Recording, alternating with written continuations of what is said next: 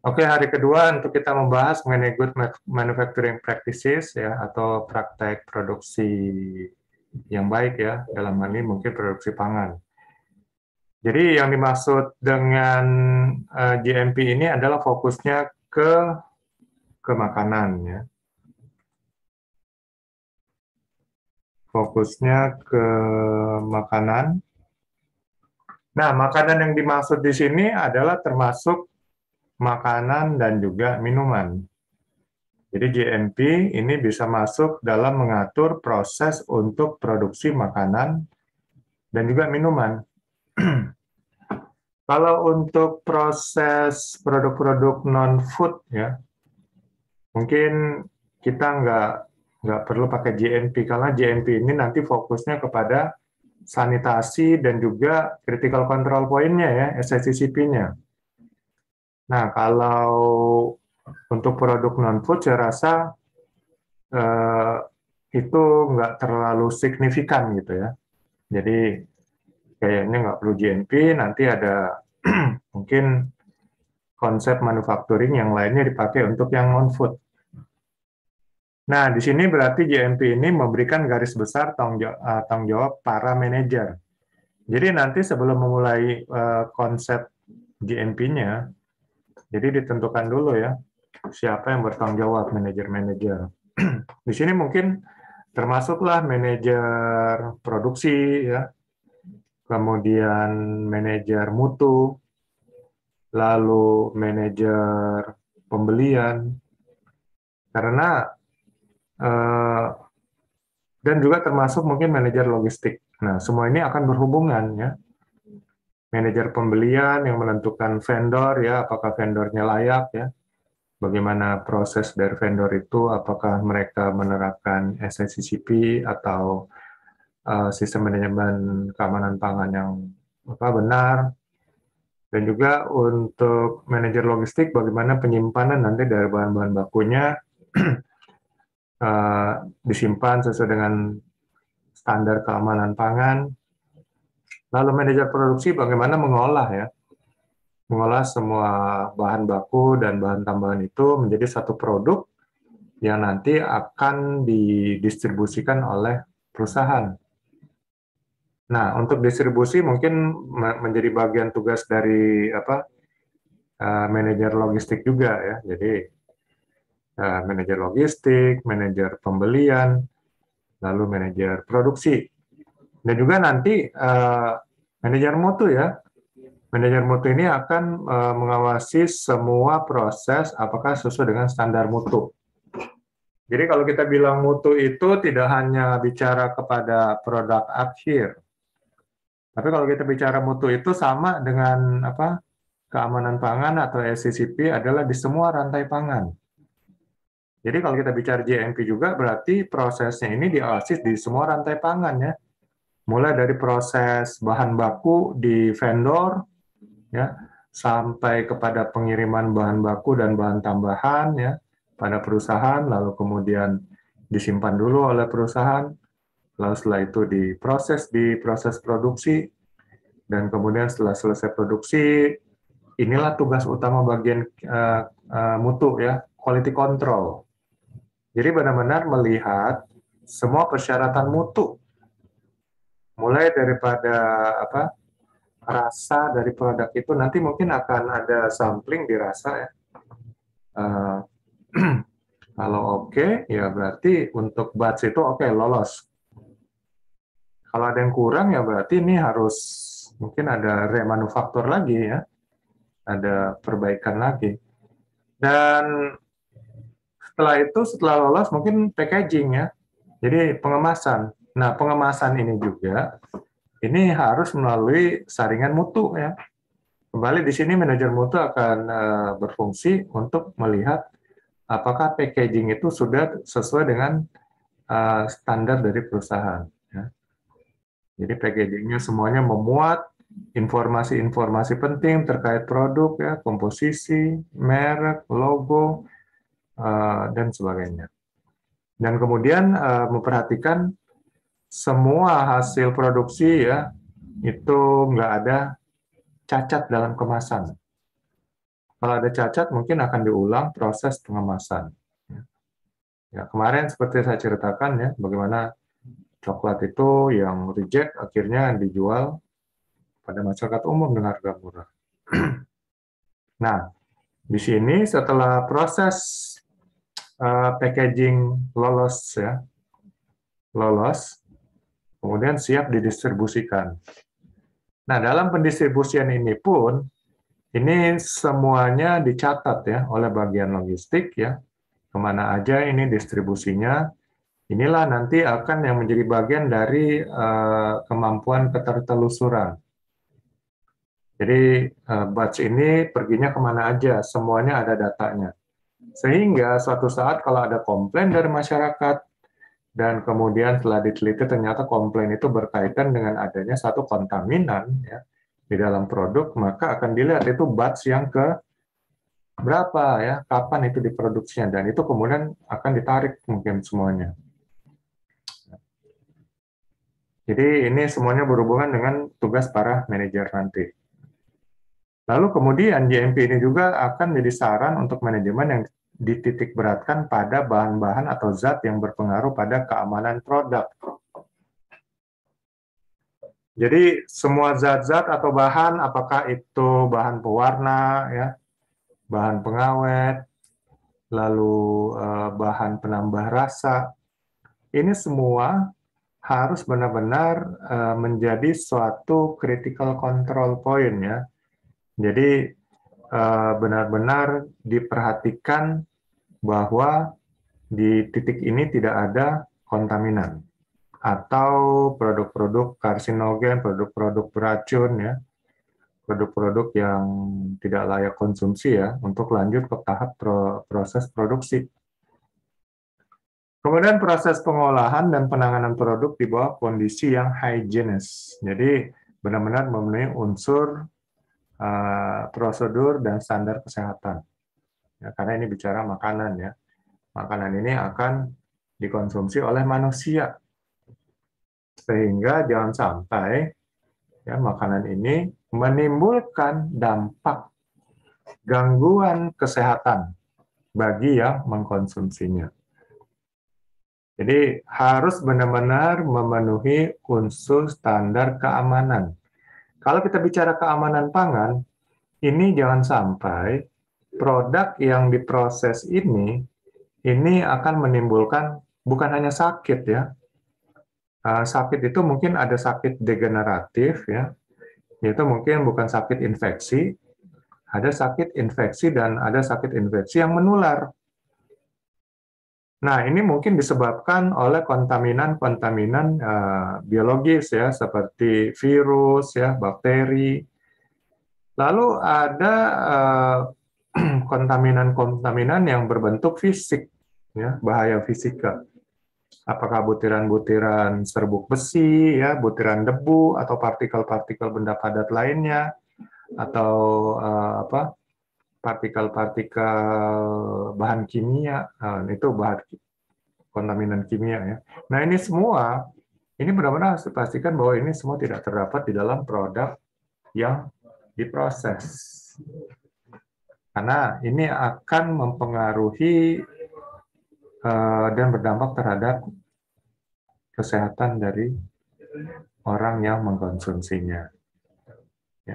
Nah, kita bicara mungkin kesehatannya nggak terganggu, tapi mungkin ada sebagian bahan yang dapat memicu orang ini. Mungkin orang ini ada alergi terhadap bahan-bahan tertentu. Makanya dalam beberapa produk itu ditaruh, di sini terdapat alergen ya. Mungkin ada protein, mungkin ada bahan ini, ragi, ya itu harus diingetin. Hati-hati, ada orang yang alergi terhadap ragi, ada orang yang alergi terhadap protein. Nah, itu bisa menjadi alergen ya. Jadi ini harus diingatkan, harus ada peringatan. Sehingga orang-orang yang alergi terhadap bahan-bahan tertentu, itu mereka bisa lihat ya, sudah ada warning peringatan. Sehingga mereka nggak konsumsi. Kalau nggak diperingatkan, lalu ada keluhan di lapangan, itu nanti bisa kena masalah hukum. Ya. Apalagi kalau sampai fatality atau meninggal dunia. Jadi nggak sembarangan kita bicara keamanan produk ya. Walaupun produknya tidak beracun, tapi alergen juga ya. Hati-hati, orang alergi terhadap bahan-bahan tertentu itu bisa fatality juga ya. Kemudian hal-hal lain yang berhubungan ya, seperti mungkin memberikan pelatihan. Nah ini perlu ya. Jadi semua operator nanti dalam proses produksi dan proses pre-produksi ini harus diberikan pelatihan. Pelatihan di sini adalah pelatihan mengenai prosedur standar untuk melakukan tugas mereka ya. Apakah tugas mereka itu pre-produksi atau saat produksi atau pasca produksi ya, sesudah produksi. Sehingga mereka tahu ya, bisa melakukan sesuai dengan SOP atau instruksi kerjanya. Dan mereka benar-benar paham dan melakukannya dengan tepat ya. Jadi tidak boleh ada tafsiran yang bercabang.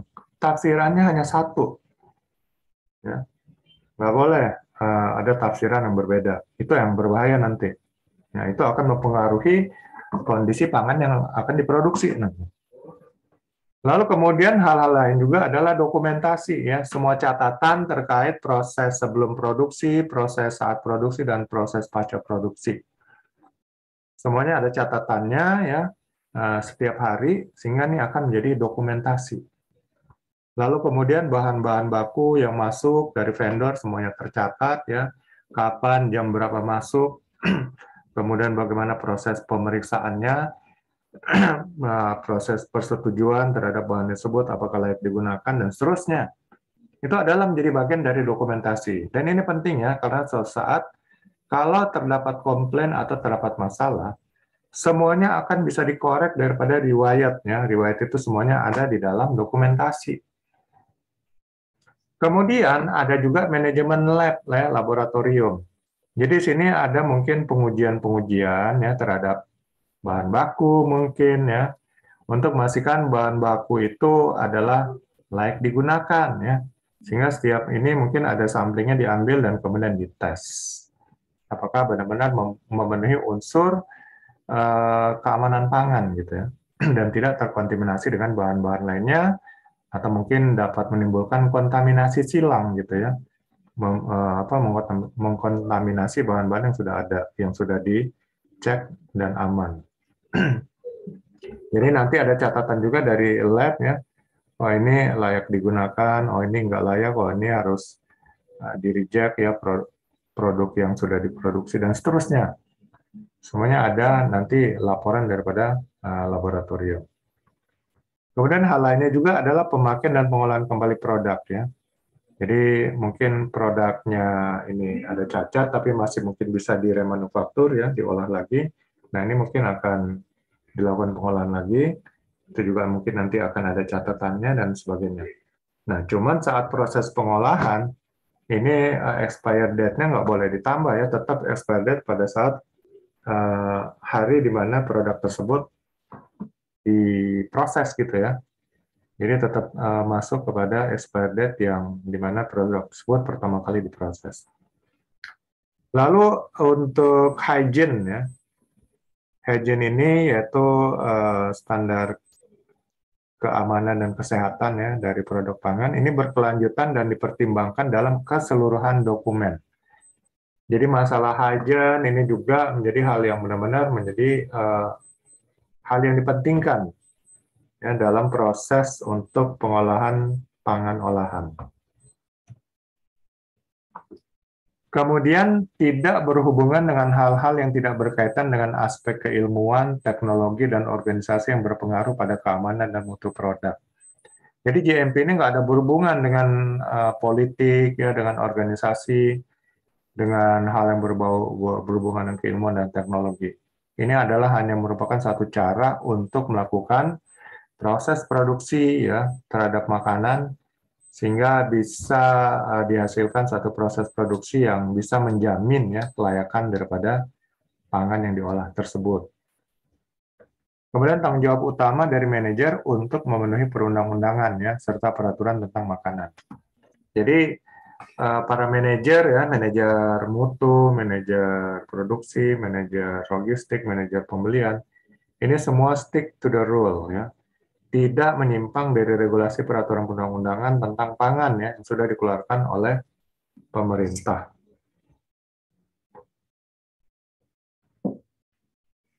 Dan kemudian memberikan perhatian pada praktek-praktek yang dapat disarankan. Jadi dalam JMP ini juga mungkin ada masukan-masukan ya, masukan-masukan agar persyaratan dari JMP ini menjadi lebih baik ya, khusus untuk pangan terkait yang kita akan olah gitu. Jadi terima masukan-masukan ya, cuman dipelajari dulu apakah layak untuk diterapkan ya, untuk dimasukkan ke dalam persyaratan JMP untuk produk yang akan kita olah gitu. Kemudian istilah-istilah ya yang mungkin digunakan ini juga perlu diberikan perhatian dan definisi-definisi ya dari kata-kata yang mungkin digunakan dalam JMP ya, dalam dokumen JMP yang kita buat gitu. Lalu dokumen yang bersifat saran untuk membantu semua tingkatan manajemen. Jadi nanti ada dokumen yang isinya adalah mungkin masukan-masukan ya untuk peningkatan daripada proses produksi dengan JMP. Jadi good manufacturing practices ini bukan merupakan konsep yang statis. Wah, nggak harus gini ya, A, B, B, nggak boleh C gitu kan. Nggak ya, tapi merupakan mekanisme yang bisa mengalami perubahan, di mana semua perbaikan dan pengembangan-pengembangan dapat dibuat dan dipelihara. Jadi nggak kaku ya, nggak statis, tapi ini dinamis gitu kan. Setiap saat kita mungkin bisa merubah prosedurnya, bisa merubah persyaratan dan seterusnya. Asal nggak asal main rubah aja, jadi benar-benar sudah dipertimbangkan, sudah dibicarakan, didiskusikan bersama, dan dianggap memang perlu melakukan perubahan atau revisi. Lalu kita lihat yang kedua, bicara mengenai manajemen mutu.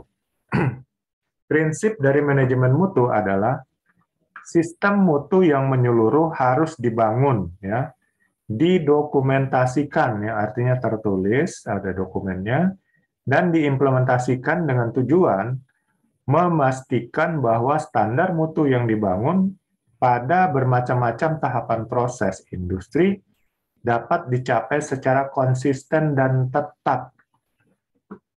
Jadi semua tahapan-tahapan ya dalam proses produksi itu, baik pre-produksi, saat produksi maupun pasca produksi, ini semua memasukkan unsur standar atau persyaratan mutu. Ya. Jadi kalau kita bicara mutu ini luas ya. Termasuk keamanan pangan itu adalah sebenarnya bagian daripada mutu. Ya, dulu sebelum ISO 22000 dibuat, untuk keamanan pangan itu masuk ke ISO 9000 ya, ISO 9001 sistem manajemen mutu. Tapi kemudian dilihat semakin meningkatnya kebutuhan akan keamanan pangan, akhirnya dibuat satu sistem manajemen tersendiri ya, yaitu ISO 22000 sistem manajemen keamanan pangan. Nah, jadi mutu ini konsepnya luas sekali ya. Nah, dari tiap tahapan ya, baik itu pre-produksi, saat produksi maupun pasca produksi, semuanya harus ada standar mutu di situ. Ya, standar pemilihan vendor ya untuk supplier. Itu ada standarnya. Mampu nggak mereka secara keuangan ya untuk mensuplai bahan-bahan baku, umpamanya bahan tambahan. Mampu nggak mereka ya untuk menerapkan sistem manajemen keamanan pangan untuk produk bahan baku yang mereka suplai atau bahan tambahan yang mereka suplai. Dan kemudian mampu nggak mereka menjaga stabilitas ya kondisi dari bahan baku saat proses transportasi. Nah, ini semua harus menjadi bahan pertimbangan dan ini menjadi standar mutu untuk supplier. Lalu kemudian standar mutu untuk produk yang disuplai supplier itu juga harus dibikin standar mutunya. Jadi jangan sampai nanti kemasannya udah robek-robek itu diterima, ya jangan ya. Jadi kalau ada kemasan yang sudah robek itu nanti di-reject, dikembaliin, ya ditukar dengan yang baru. Lalu kemudian isi yang sudah berubah warna dan sebagainya. Nah Ini juga harus di-reject. Jadi ada standar mutunya. Lalu kemudian saat penyimpanan ya daripada bahan yang disuplai itu juga ada standar mutunya. Suhunya berapa ya? Mungkin ada sebagian bahan-bahan baku yang harus disimpan pada suhu yang dingin ya, pada suhu di bawah titik beku ya. Ada yang pada suhu kamar dan seterusnya. Nah, ini menjadi bagian standar mutu juga untuk proses penyimpanan. Lalu kemudian saat proses pengolahan ya dari bahan baku tersebut dan bahan tambahan, ini juga ada standar mutunya. Ya. Seperti tadi saya bilang, itu nasi gorengnya berapa lama harus di ini, besaran apinya seberapa besar ya, dan kemudian nanti ukuran berapa jumlah garam dalam adonannya, berapa cabenya, umpamanya kalau campur cabai, berapa bawangnya, dan kemudian mungkin mau dicampur gula sedikit, berapa itu komposisinya. Ini semua adalah bagian standar mutu, jadi harus distandarin ya. Jangan pakai perasaan. Jadi tergantung perasaan orang yang ngegoreng. Hasilnya nanti akan berbeda-beda. Tapi kalau udah ada standar mutunya, siapapun yang mengolah nasi goreng, kapanpun dia olah, itu rasanya akan sama. Nah, inilah sebenarnya bagian dari GMP juga ya, Good Manufacturing Practices. Dan kemudian, saat selesai proses produksi dan pengemasan, itu juga semuanya sama ya. Semua informasi yang ada di labeling dan sebagainya itu harus sama. Jangan hari ini informasinya, warningnya beda, besok beda, lusanya beda. Wah, apa kata dunia gitu? Apa kata konsumen nanti? Jadi kalau konsumen itu memerlukan standar. Kalau produk kita nggak standar, itu akan ditinggalkan konsumen. Mereka akan bilang ini nggak bermutu. Karena sesuatu yang nggak standar itu akan dianggap nggak bermutu. Ya, jadi semuanya harus ada standar mutunya. Bagaimana standar mutu ini saat sudah proses produksi layak nggak untuk didistribusikan ya, untuk dijual? Itu ada standar mutunya ya. Seperti apa standar mutunya? Mulai dari rasa, mungkin nanti ada yang tukang ngerasain. Nah, ada tuh. Kalau di perusahaan-perusahaan besar itu orang-orang yang kerjaannya cuman ngerasain doang, rasa gajinya gede, ya. Enak banget ya. Duduk-duduk, rasain ya tiap hari. Oke, kalau dia bilang oke, berarti siap di packaging. Kalau enggak, ya mungkin harus diremanufaktur atau diperbaiki lagi, diproses lagi, dan sebagainya. Nah, itu benar-benar harus ada standar mutunya. Bicara manajemen mutu juga ada jaminan mutu makanan ya. Di sini artinya memfokuskan pada suatu pencegahan daripada tindakan korektif atau tindakan pendeteksian kegagalan mutu. Jadi kalau namanya jaminan mutu, ini kita memberikan jaminan. Oke, kalau makanannya nggak enak, ya nggak usah bayar. Nah, kan ada kayak gitu. Kalau dulu di McDonald's ya, lebih dari 5 menit gratis. Ada itu pernah. Itu namanya bagian dari jaminan mutu. Itu service ya, itu servisnya, pelayanannya. Supaya orang nggak kelamaan nunggu. Mereka yakin bahwa sebelum 5 menit makanan sudah tersedia. Dan kemudian ada jaminan mutu juga. Kalau ada makanan yang dikomplain, ada lalat atau apa, itu juga nggak usah dibayar. Kan? Jadi ini namanya jaminan mutu. Makanya kalau kita sudah kasih jaminan mutu untuk produk makanan, ini kita harus benar-benar melakukan pencegahan daripada tindakan korektif. Jangan sampai ada salah. Ya. Jadi melakukan tindakan pendeteksian kegagalan dari mutu ya, dari yang kita berikan jaminan. Ya supaya pertama kalau soal rugi sih nggak seberapa rugi ya. Tapi brand image, kalau ada satu pelanggan sudah bilang mereka komplain, ya itu brand image-nya nanti kemana-mana. Apalagi sekarang zaman teknologi digital, teknologi informasi, ya. salah pelayanan, ada cacat, itu langsung difoto, sebarin di media sosial, hancur sudah bisnisnya. Ya. Jadi benar-benar manajemen mutu ini harus diperhatikan ya. Jadi ada standar sistem mutunya. Kemudian operasi proses industri yang efektif, bagian dari manajemen mutu. Di sini spesifikasi proses pengolahan pada tiap-tiap proses industri ya. Sudah saya bicarakan tadi, mulai dari pre-produksi, lalu saat produksi sampai pasca produksi. Semuanya ada spesifikasi proses pengolahannya atau standar pengolahannya. Ya, sehingga setiap proses itu benar-benar memenuhi unsur mutu. Kemudian sumber atau hal yang perlu diberikan untuk memenuhi proses pengolahan ya. Jadi hal-hal yang perlu penting ini adalah personilnya. Ya. Personilnya itu orang yang tepat, the right man in the right place and in the right time. Ya, memiliki kemampuan atau kompetensi sesuai bidangnya. Kalau bidangnya adalah proses pengolahan yang masak, ini benar-benar sudah tersertifikasi umpamanya. Ya. Dia sudah dapat memberikan jaminan bahwa dia dapat mengolah proses produksi dengan benar. Lalu kemudian harus diperhatikan juga ya, dalam operasi proses industri yang efektif adalah bangunan dan tempat yang memadai ya untuk proses produksinya.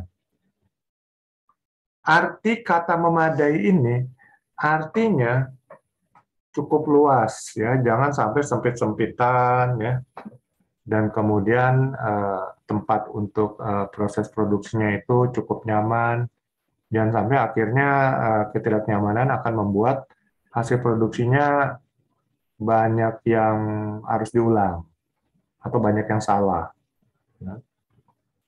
Yang memadai ini semuanya mungkin termasuk mungkin temperaturnya nggak melebihi limit temperatur sekian ya, kebersihannya ya, peralatan tempat peralatan untuk proses produksi dan sebagainya. Ini arti kata memadai. Lalu peralatan yang cocok, ya, yang tepat untuk proses produksi yang akan dilakukan untuk makanan olahan yang kita akan olah. Ya, jadi jangan sampai peralatannya mahal, jubileh, tapi nggak cocok. Biar murah tapi cocok gitu kan. Biar murah tapi bukan murahan. Nah, itu maksudnya. Murah tapi bukan murahan artinya jangan murah tapi begitu sekali dipakai rusak. Itu murahan.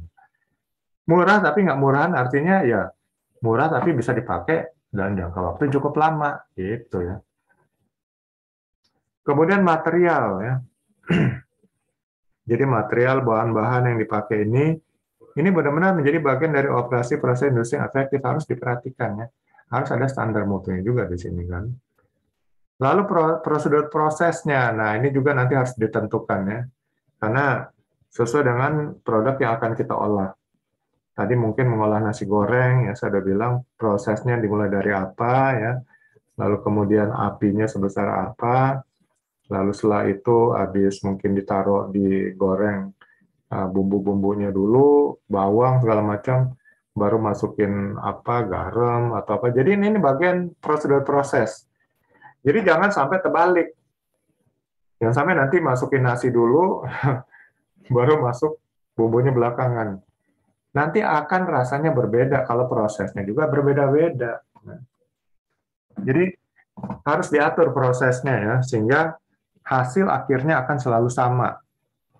Dan juga rasanya akan selalu sama kalau jumlah garamnya, jumlah bawangnya, jumlah nasinya, jumlah gulanya mungkin semuanya sama.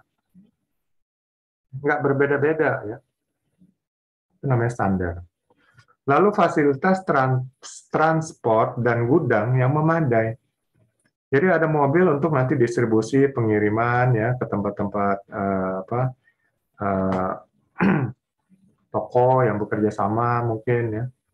Ini ada fasilitas transport dan juga gudang untuk tempat penyimpanan ya, penyimpanan bahan baku juga penyimpanan bahan yang sudah diproduksi sebelum didistribusikan. Ya, kata memadai ini artinya memang layak pakai, layak digunakan, aman ya. Kemudian instruksi kerja yang didokumentasikan. Jadi artinya langkah-langkah kerja yang tertulis. Ya, ini nanti yang akan menjadi acuan bagi setiap operator ya. Baik itu operator mesin produksi, ya operator pencampur bahan makanan dan operator-operator lainnya. Lalu pelatihan operator yang memadai ya, sehingga proses industri dalam pelaksanaan yang higienis. Jadi di sini dalam proses industri makanan, utamanya yang perlu diperhatikan adalah higienitasnya ya, keamanan pangannya. Ini benar-benar menjadi hal yang krusial ya. Semuanya hygiene, mulai daripada peralatannya, bangunan, gedungnya, ya, kemudian peralatannya, bahan bakunya, orangnya, operatornya, dan sebagainya. Lalu rekod kondisi proses selama pengolahan. Jadi nanti ada catatan-catatan ya selama proses pengolahan, sehingga semuanya itu terdata, terdeteksi. Mungkin rekodnya bisa berupa catatan tulisan ya, bisa mungkin berupa rekaman CCTV, bisa juga menjadikan rekod. Lalu adanya catatan-catatan yang dapat ditelusuri untuk produk akhir yang dengan masa simpan minimum sampai batas maksimum kadaluarsa produk.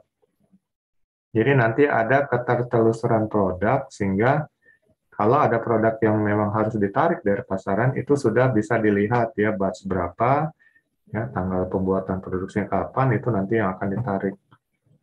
Jadi nggak sembarangan, kalau nggak semuanya ditarik ya perusahaan rugi juga gitu kan. Kemudian sistem mutu yang efektif. Di sini ada orang yang ditunjuk ya untuk membangun, memelihara dan mengatur sistem mutu. Jadi ada penanggung jawab.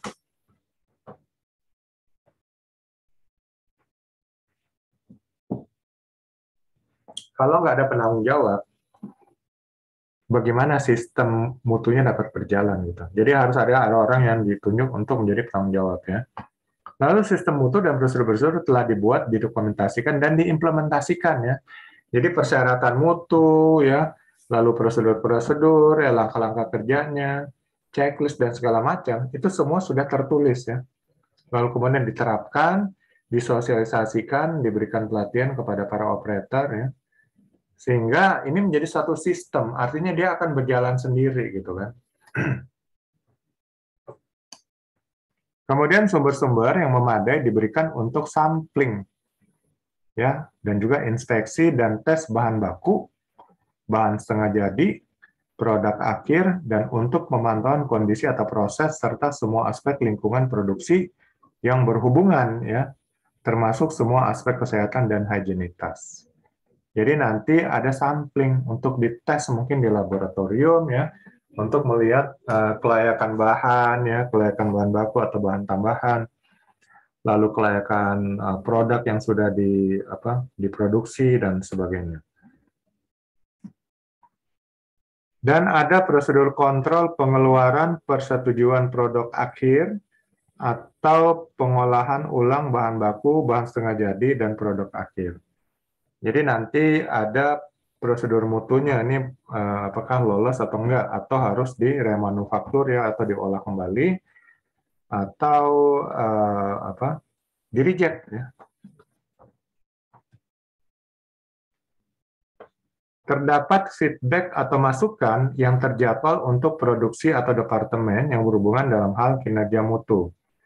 Jadi nanti ada masukan-masukan. Masukan-masukan ini mungkin dari stakeholder ya, pihak-pihak terkait, apakah itu dari karyawan, dari pengguna atau konsumen ya, pengguna produk, dari masyarakat, dari instansi pemerintah dan sebagainya. Ini akan menjadi masukan ya untuk apakah akan ditindaklanjuti ya atau akan diterapkan dan sebagainya. Kemudian contoh referensi yang cukup untuk produk akhir ya, yaitu kadaluarsa dan pemeriksaan ke depan. Jadi nanti akan menjadi satu bahan pembelajaran ya, produk yang sudah diproduksi ini bagaimana ke depannya dirancang mungkin untuk perbaikan-perbaikannya ya, dan kemudian masalah-masalah yang mungkin timbul dan bagaimana solusi-solusinya. Ini bisa menjadi referensi ya untuk menerapkan sistem mutu yang efektif. Kemudian ada prosedur untuk komplain pelanggan. Jadi bagaimana pelanggan atau konsumen ya, kalau mereka ada keluhan terhadap produk yang kita produksi, ini ada prosedurnya ya. Apakah mereka bisa langsung ke nomor hotline ya, atau ke nomor tertentu, atau kirim berkas ya. Kalau sekarang kan sudah simpel, ada bisa WhatsApp ya, ada email dan sebagainya, mungkin itu bisa digunakan. Di sini untuk menanggapi ya, untuk melakukan penyelidikan sebab dan tindakan korektif yang tepat ya terhadap keluhan dan komplain dari pelanggan. Kemudian ada program supplier yang disetujui ya, yaitu seleksi supplier. Jadi nggak bisa main tunjuk supplier. Karena kalau sistem main tunjuk itu akan ada kemungkinan untuk korupsi, untuk manipulasi, dan untuk suplai bahan yang tidak standar dan tidak bermutu. Ya. Jadi harus ada seleksi supplier yang ketat gitu ya. Kemudian pemberitahuan karena adanya perkembangan-perkembangan baru dalam perundang-undangan makanan dan usulan pemerintah untuk perundangan yang akan datang ya. Di sini berkait dengan komposisi ya, penandaan ya untuk bahan baku dan produk akhir. Jadi kalau ada regulasi, ini harus segera ada yang mempelajari, mendeteksi, mempelajari dan kemudian melakukan persiapan untuk diimplementasikan ya. Jadi jangan sampai kena teguran pemerintah baru diimplementasikan. Bisa-bisa nanti di hold ya, di hold produksinya dan tentu akan menjadi kerugian besar bagi perusahaan. Kemudian penetapan secara jelas otoritas dan tanggung jawab seluruh manajer. Jadi job description setiap manajer, tugas dan tanggung jawabnya itu jelas ya. Dalam hal manajemen mutu, pengelolaan pangan, dan juga manajemen keamanan pangan dalam proses produksi pangan yang diolah. Lalu program penarikan produk dari pemasaran bila tidak sesuai ya. Jadi ini sistem ketertelusuran tadi, prosedurnya seperti apa nanti kalau harus ada produk yang ditarik.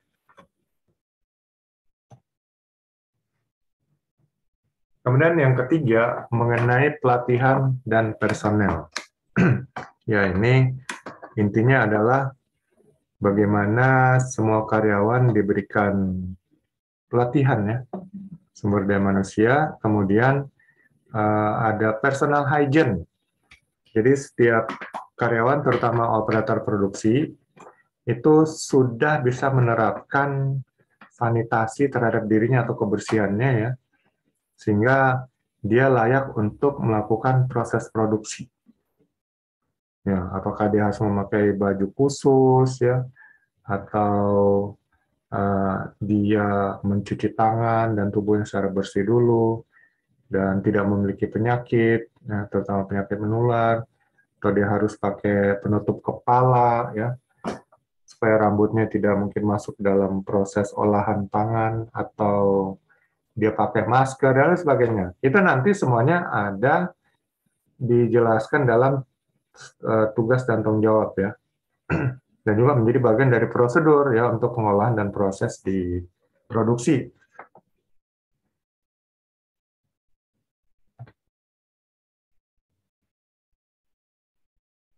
Jadi nanti tugas dan tanggung jawab semua ya, semua dari manajer produksi bersama timnya, manajer logistik bersama timnya, manajer pembelian bersama timnya yang melakukan seleksi terhadap supplier dan kemudian melakukan penerimaan barang ya, barang yang dikirim oleh supplier yang sudah ditunjuk dan sebagainya.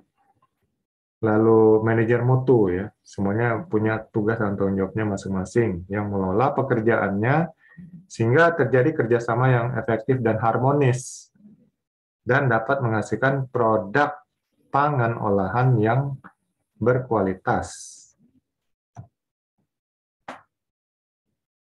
Ya, manajer berproduksi, manajer pembelian,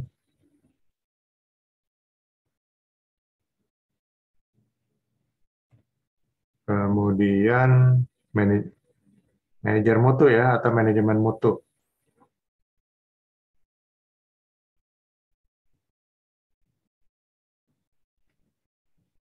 Jadi manajer mutu juga harus membuat standar-standar mutu ya, termasuk identifikasi quality assurance atau jaminan mutu. Bentuk jaminan mutu seperti apa nanti itu harus benar-benar dibicarakan dalam rapat manajemen. Dia nggak bisa manajer mutu memutuskan sendiri ya untuk jaminan mutu karena itu akan tersangkut paut secara keseluruhan untuk produk yang akan diproduksi oleh perusahaan. Dan juga bertanggung jawab memantau lingkungan proses dan standar higienis lingkungan. Ya. Berwenang memilih dan mengeluarkan atau menolak supplier bahan baku. Jadi manajer mutu berhak menolak supplier bahan baku kalau memang terbukti bahan yang supply itu tidak memenuhi standar mutu.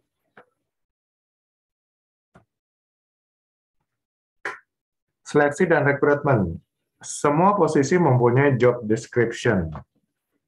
Rekrutmen dan seleksi berdasarkan kemampuan personel, kecuali bila akan diberikan training. Ya.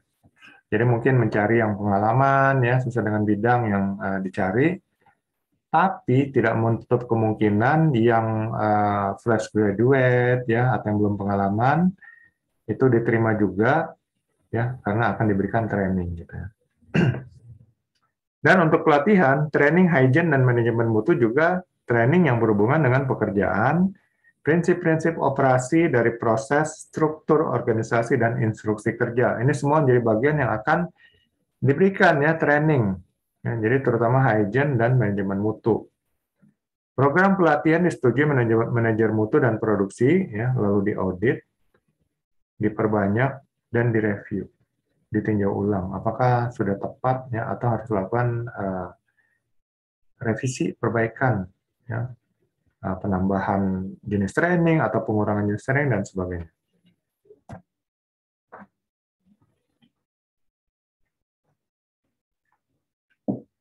Dan kemudian menerapkan personal hygiene ya.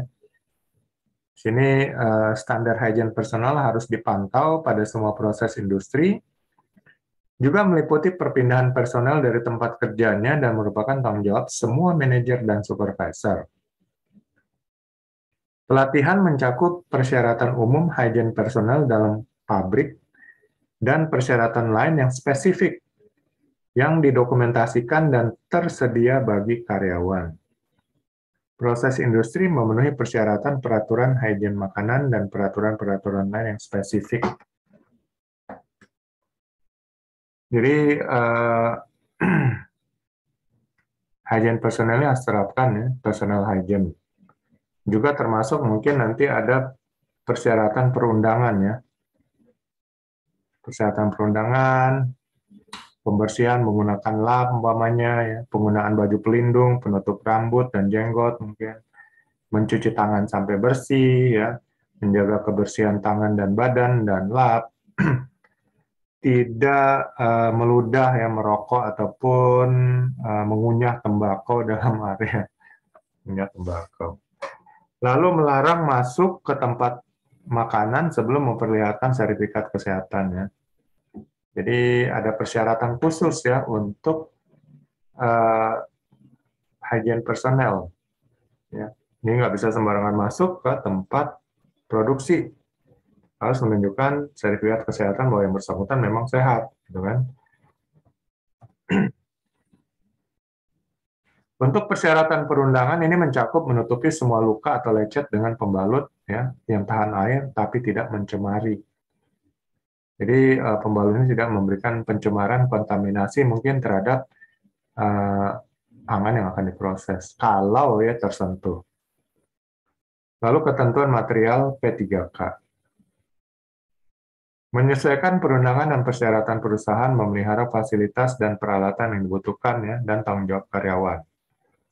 Peraturan harus ditinjau sebagai persyaratan minimum dan manajer mengontrol lebih keras pada daerah yang beresiko, ya, seperti daerah ketentuan sepatu pengaman kedap air, kain lap, serta fasilitas untuk pembersihan.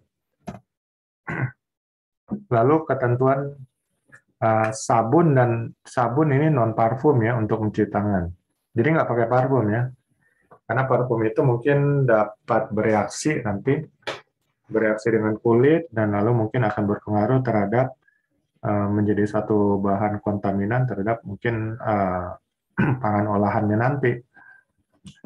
Lalu pemisahan kain lap ya, jadi kain lap untuk satu bahan tertentu, untuk tempat tertentu nggak boleh disatukan, akan terjadi kontaminasi silang nanti bisa. Kemudian cek kesehatan calon karyawan ya, medical check up secara berkala, dan menganjurkan karyawan melaporkan kondisi kulit dan penyakitnya kepada supervisor. Jadi jangan sampai operator produksi itu memiliki penyakit kulit, ya seperti penyakit-penyakit kulit yang berbahaya, kusta dan sebagainya. Itu nggak diperbolehkan untuk menjadi operator produksi. Lalu dilarang makan dalam area proses, ya nggak boleh ya makan itu daerah terlarang untuk area produksi ceritanya. Dan kebijakan perusahaan tentang pemakaian perhiasan. Jadi sebaiknya perhiasan juga mungkin ya dilepas ya. Jadi disimpan di security ya. Daripada perhiasan itu nanti mungkin bisa menjadi kontaminan terhadap pangan olahan. Kemudian yang keempat, dokumentasi. Prinsip dari dokumentasi adalah merupakan bagian yang penting dan utuh dari good manufacturing practices. Jadi selalu harus ada dokumentasi ya, baik itu berupa catatan-catatan ya, form-form yang diisi sebagai rekaman, dan kemudian foto-foto mungkin, lalu rekaman CCTV, ya rekaman meeting dan sebagainya. Ini merupakan bagian dari dokumentasi. Dan dokumentasi juga merupakan ada SOP ya, standar langkah-langkah kerja yang tertulis, instruksi kerja, lalu persyaratan-persyaratan mutu, checklist dan sebagainya. Tujuan dari dokumentasi adalah menentukan bahan atau material atau pengoperasian atau aktivitas dan kontrol pengukuran dan produk. Lalu mencatat dan menyediakan informasi yang diperlukan sebelumnya dan kemudian pada saat dan sesudah pembuatan atau proses produksi. Jadi proses produksi itu akan dicatat sebelum dan saat dan kemudian pasca produksi. Dan mengurangi resiko terjadinya kesalahan yang disebabkan komunikasi secara lisan. Nah, jadi nanti ada form-form yang diisi. Karena kalau secara lisan itu akan ada potensi miskomunikasi. Jadi semuanya sebaiknya tertulis ya. Tulis, ada dokumennya, itulah yang lebih efektif, ya lebih aman. Dan memudahkan pemeriksaan dan penelusuran produk ya, karena sudah ada catatan bersekian ya, selesainya jam sekian dikirim kemana aja dan seterusnya. Itu memudahkan sistem ketelusuran produk. Dokumentasi dibedakan dalam 3 golongan utama, yaitu yang pertama adalah spesifikasi, instruksi, dan prosedur. Ya, ini berisi dari spesifikasi bahan baku, spesifikasi pengepakan bahan atau barang, ya, lalu salinan, pemesanan, dan atau keadaan barang yang dibeli, lalu instruksi pembuatan atau instruksi produksi, ya, termasuk standarisasi proses, kemudian spesifikasi bahan dasar produk, lalu spesifikasi produk setengah jadi, lalu spesifikasi produk akhir, kemudian prosedur dan kebijakan mutu, prosedur dan standar untuk penarikan produk.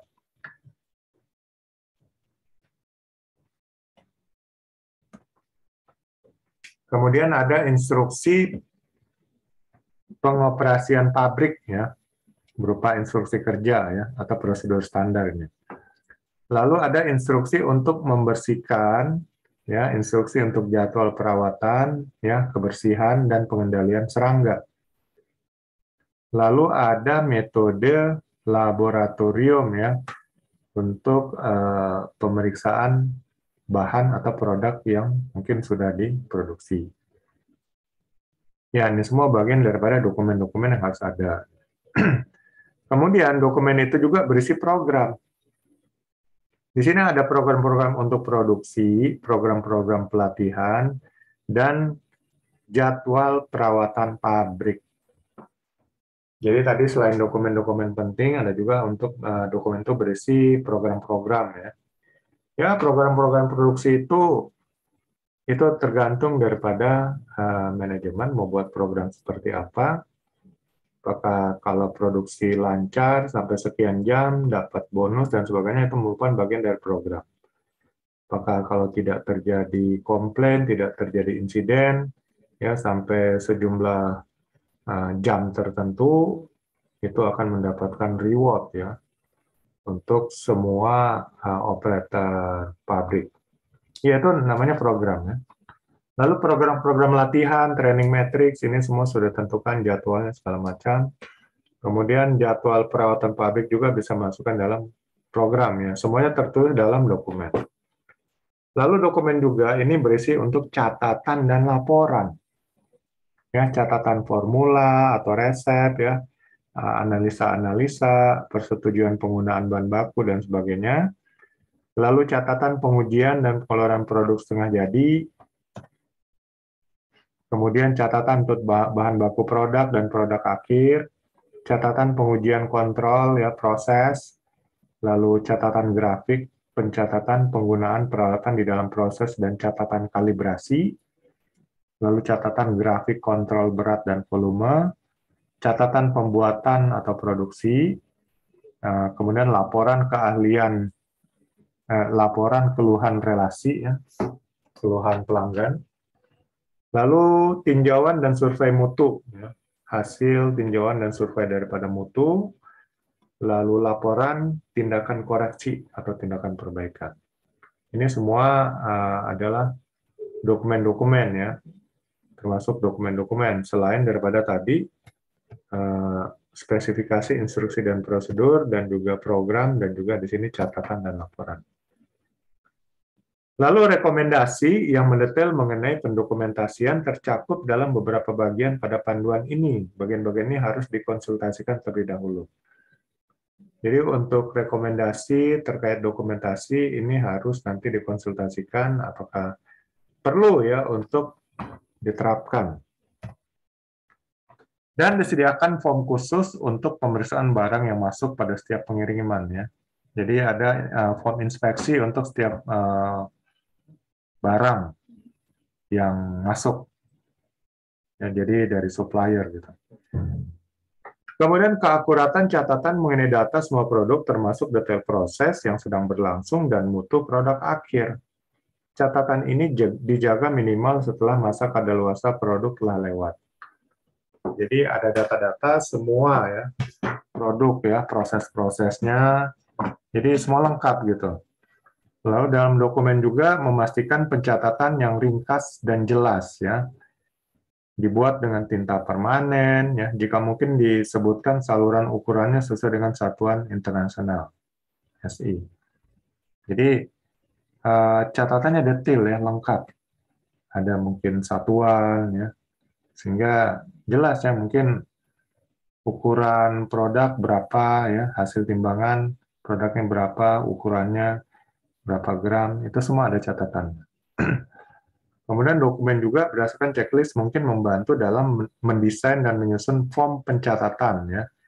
Di sini bisa mendelegasikan tanggung jawab untuk menyiapkan form. Ya, form harus menjamin data tercatat dengan mudah. Ya. Desain form menjamin pengiriman data secara tepat. Ya. Uji form dan dokumen lainnya dengan meminta orang untuk mengisi dan menggunakannya. Bagian kontrol mungkin sering digunakan untuk mengganti form tabulasi. Ya, jadi nanti ada form-form yang data-data yang diisi oleh konsumen mungkin ini menjadi bagian data untuk melihat ya, untuk dianalisa lebih lanjut. Kemudian tanda kotak, nomor-nomor susunan, media, nah ini semuanya merupakan bagian dari form lah ya. Nanti kita bisa desain sendiri ya. Tidak semua catatan perlu untuk dijaga ya. Sistem sebaiknya hanya berisi catatan-catatan yang relevan ya, ada hubungannya dan menjamin bahwa prosedur telah siap dan diikuti segala sebagai acuan sampai kapan catatan ini harus dijaga. Metode kerja harus dibuat untuk menjamin bahwa semua dokumen, spesifikasi, dan lain sebagainya adalah yang terbaru atau perubahan telah tercatat dan dokumen yang kadaluarsa disingkirkan. Jadi jangan sampai dokumen obsolete, ya, dokumen yang sudah direvisi masih beredar ya, karena akan menimbulkan salah tafsir dan mungkin menimbulkan salah tindakan ya. Bagian kelima, bangunan dan peralatan. Prinsip untuk bangunan dan peralatannya, bangunan ditempatkan, didesain, dirancang, disesuaikan, dan dirawat untuk mendukung operasi dan untuk memberi fasilitas perlindungan ya, bahan dan produk dari kontaminasi atau kemerosotan nilai produk. Ya, itu inti dari bangunannya ya. Jadi benar-benar untuk melindungi semua bahan produk maupun produk yang sudah diproses. Peralatan harus didesain, dirancang, disesuaikan, dan ditempatkan untuk mendukung proses dan produk untuk digunakan, dan untuk memberi fasilitas perlindungan terhadap penanganan bahan atau material dari kontaminasi dan pengurangan nilai material. Ya sama juga untuk peralatannya, harus yang tepat ya. Yang tepat, cocok, ya, efektif untuk digunakan terkait proses produksi makanan olahan yang akan diproduksi. Jadi peralatan nggak perlu mahal, ya. Mahal tapi kalau nggak tepat, nggak cocok juga ya percuma. Akhirnya nggak bisa digunakan. Tapi walaupun peralatannya murah, tapi cocok, tepat, dan juga bisa diandalkan. Nah, inilah yang diharapkan dari prinsip peralatan yang digunakan untuk proses produksi. Untuk bangunan, ini beberapa catatan yang perlu kita perhatikan. Bangunan harus ditetapkan dengan jelas untuk penyediaan pelayanan dan untuk menghindari kontaminasi dari aktivitas yang berdekatan. Bangunan harus menyediakan ruang yang cukup untuk mendukung pelaksanaan operasi, alur kerja, pengawasan, serta komunikasi yang efektif. Kemudian semua bangunan termasuk area produksi, laboratorium, penyimpanan, jalan, dan lingkungan sekitar harus bersih. Bangunan dirancang dengan pelindung objek dari masuknya dan berkumpulnya kutu, burung, serangga, dan binatang peliharaan. Kondisi bangunan harus dikaji ulang secara teratur. Bangunan harus cukup cahaya dan ventilasi dengan fasilitas pengontrol udara yang sesuai bagi pelaksanaan operasi dan untuk lingkungan eksternal. Ya, cukup cahaya dan ventilasi ya, jadi ada ventilasi udara, cuman memang mungkin ada saringannya sehingga memproteksi terhadap debu. Kalau pakai AC, AC-nya juga harus ada saringan karena biasanya AC yang tanpa penyaring itu juga menjadi pembawa debu ya. Kondisi lingkungan kerja, contoh suhu, kelembapan, tingkat kebisingan seminimal mungkin menimbulkan dampak merugikan bagi operator. Ya ini lingkungan kerja harus dijaga ya, terutama suhu, kelembapan, dan tingkat kebisingan. Kipas angin harus dirancang untuk menghindari penyebab kontaminasi berbahaya, baik oleh masuknya benda padat beracun, asap atau gas, atau tempat bahan yang mungkin akan mengkontaminasi produk lain. Jadi nggak usah sembarangan, hati-hati kipas angin AC ya, bisa menjadi pembawa bahan kontaminan. Kemudian tempat persediaan atau sirkulasi udara dan ekstraksi tidak boleh atau mengandung bahan-bahan yang dapat mengkontaminasi produk. Untuk lantai ya pada area produksi harus terbuat dari bahan yang kedap air. yang bisa menutup semua permukaan dan bebas dari retakan serta sambungan yang terbuka. Dinding harus kedap suara dengan permukaan halus dan kedap air serta mudah dibersihkan dan permukaan harus mudah dibersihkan. Penutupan sambungan antara lantai, dinding, dan atap pada area yang kritis perlu mendapat perhatian yang khusus. Lalu nanti mungkin ada pemasangan pipa, ya, sarana penerangan, ventilasi, dan pelayanan lainnya pada area produksi harus dirancang agar tidak sulit dibersihkan. Jadi jangan sampai ada bagian-bagian yang sempit, yang sulit dibersihkan, akibatnya itu menjadi tempat berkumpulnya debu, sarang laba-laba, ya, dan serangga lainnya.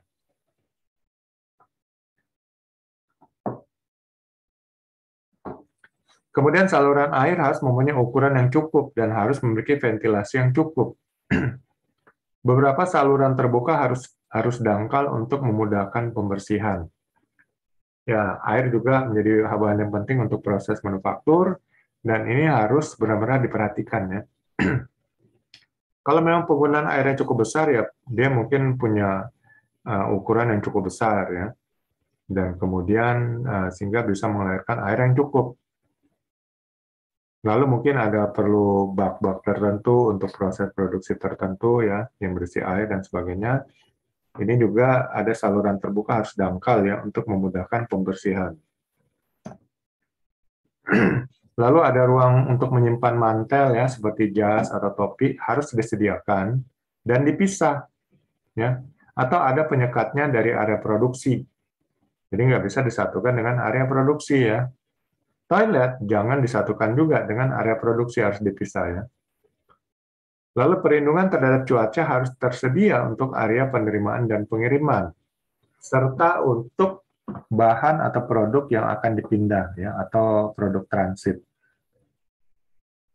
Jadi perlindungan terhadap cuaca. Jangan sampai mungkin terlalu lembab, ya, terlalu panas, dan sebagainya.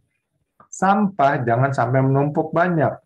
Sampah bisa dikumpulkan, ya, dalam tempat yang cocok untuk dipindahkan ke tempat penampungan di luar gedung dan dimusnahkan dalam jangka waktu tertentu. Jadi pengolahan sampah juga harus perhatikan, ya, sampah organik, non-organik, ya, sampah-sampah metal, sampah plastik, ini harus benar dikelola. Kalau perusahaan merasa repot mengelolanya, mungkin bisa bekerja sama dengan pihak ketiga, ya, untuk melakukan pengolahan sampah atau limbah. Lalu area produksi sebaiknya tidak boleh digunakan oleh kebanyakan orang atau bahan atau untuk penyimpanan, kecuali bahan untuk proses produksi. Ya, jangan terlalu banyak bertumpuk barang lah gitu, ya, untuk area produksi. Dan di area produksi ini benar-benar harus memang bebas debu, ya, bebas serangga, dan bebas dari kontaminan lainnya. Semua operasi yang dilaksanakan sebaiknya sedapat mungkin meminimalkan resiko untuk produk atau bahan terkontaminasi. Sebaiknya terdapat jadwal dan prosedur yang tertulis untuk area produksi dan penyimpanan, ya, di mana jadwal kebersihan harus meliputi apa atau bagaimana atau kapan dibersihkan dan oleh siapa. Lalu peralatan, bahan kimia, metode, dan persyaratan keselamatan, ya. Ini dibuat tertulis, ya, untuk area produksi dan penyimpanan. Kemudian metode penghisapan atau pembersihan basah lebih dianjurkan. Satu penghisap debu portable digunakan hanya untuk satu area untuk menghindari terjadinya kontaminasi, ya, kontaminasi silang jadinya. Jadi area yang lain, ya, penghisap debunya juga beda. Gitu. Disarankan untuk membuat sistem pengumpulan terpusat, ya.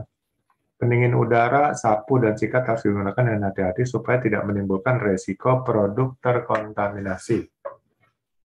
Untuk peralatan, semua permukaan peralatan yang bersentuhan dengan makanan pada saat digunakan harus inert atau tidak mudah bereaksi pada makanan dan sebaiknya tidak menimbulkan benda yang mungkin terbawa atau terserap oleh makanan. Jadi jangan sampai terbuat dari bahan yang bisa bereaksi, ya. seperti mungkin plastik yang terlalu tipis, lunak, dan sebagainya. Itu mungkin terkena panas, dia akan langsung bereaksi ya, sehingga mungkin bisa lumer dan sebagainya. Semua permukaan yang berhubungan dengan makanan harus halus dan tidak berpori, sehingga partikel pecahan atau serpihan permukaan yang sangat kecil dan sulit dihilangkan tidak menempel pada makanan.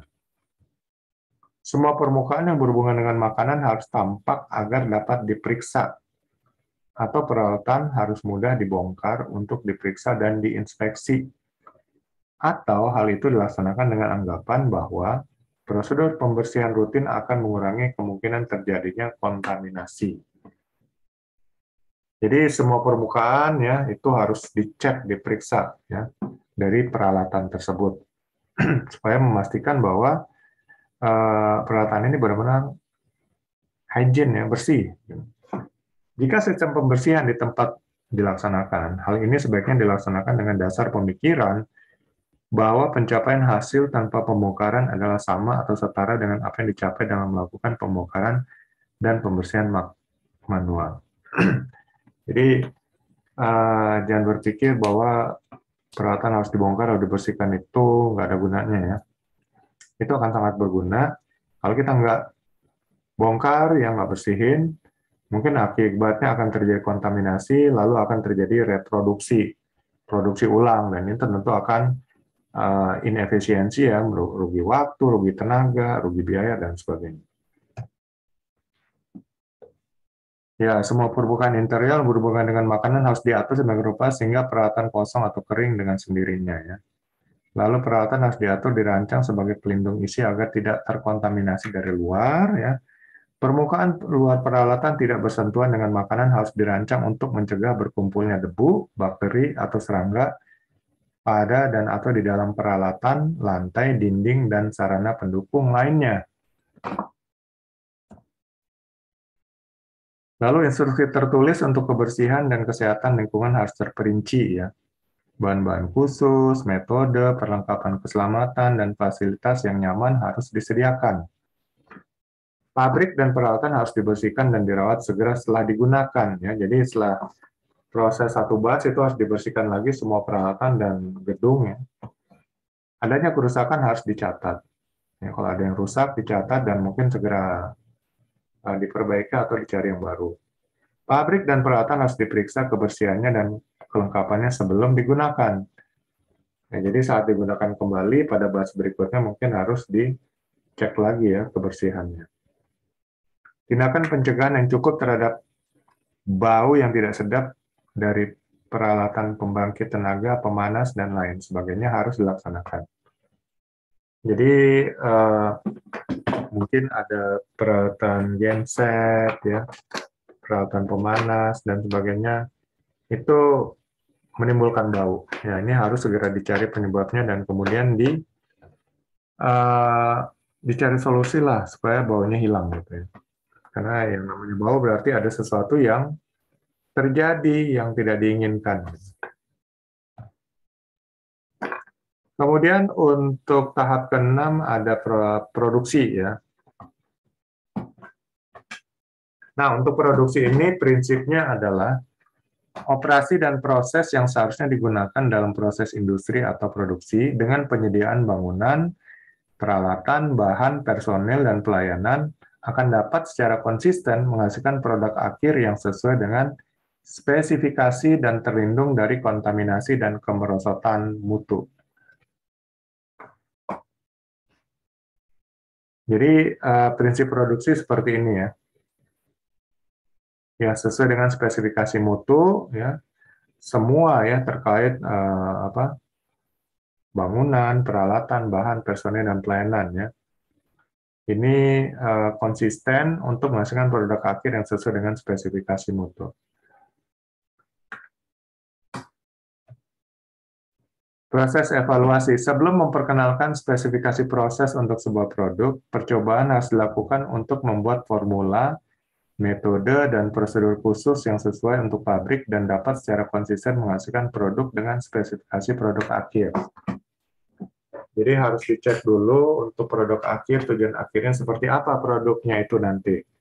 Ya, baru nanti bisa disusun spesifikasi proses ya atau prosedur prosesnya. Evaluasi serupa harus dilaksanakan terkait dengan perubahan bahan baku, pabrik, atau metode yang diinginkan. Kalau terjadi perubahan bahan baku, ya perubahan desain pabrik atau metode, ini semua harus dilakukan kembali evaluasi. Ya. Evaluasi untuk menentukan spesifikasi proses ya atau langkah-langkah kerja. Evaluasi tersebut harus dilakukan secara periodik dan berkala. Ya, jadi nggak hanya sekali, tapi secara berkala. Intinya adalah supaya semua terjadi kesesuaian ya dengan antara proses, standar prosedurnya ya untuk melakukan produksi ini semuanya tepat ya, sehingga bisa menghasilkan produk yang standar dan produk yang berkualitas. Harus ada sistem yang memastikan persyaratan pelanggan untuk masing-masing pesanan dapat dipenuhi sebelum memulai produksi.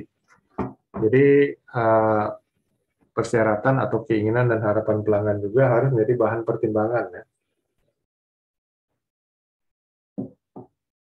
Produksi dilaksanakan sesuai spesifikasi proses ya. Jadi tidak ada barang keluar tanpa izin tertulis dari yang berwenang, ya manajer mutu gitu. Kalau nggak sesuai proses ya nggak akan bisa keluar gitu. Artinya nggak sesuai proses mutu. Gitu. Untuk prosedur operator, petunjuk pengoperasian untuk operator produksi harus ditulis dengan jelas ya. Jadi ada prosedur tertulis untuk menjadi acuan dari operator. Instruksi tertulis harus mencakup masalah-masalah yang mungkin akan timbul pada saat terjadi kemacetan atau keadaan darurat. Jadi instruksi tertulis berisi langkah-langkah kerja dan kemungkinan manajemen resikonya atau manajemen masalah. Kira-kira masalah yang muncul nanti seperti apa, solusinya seperti ini, ya gitu ya. Kalau mesin pabrik tidak bekerja, apa yang harus dilakukan dan seterusnya.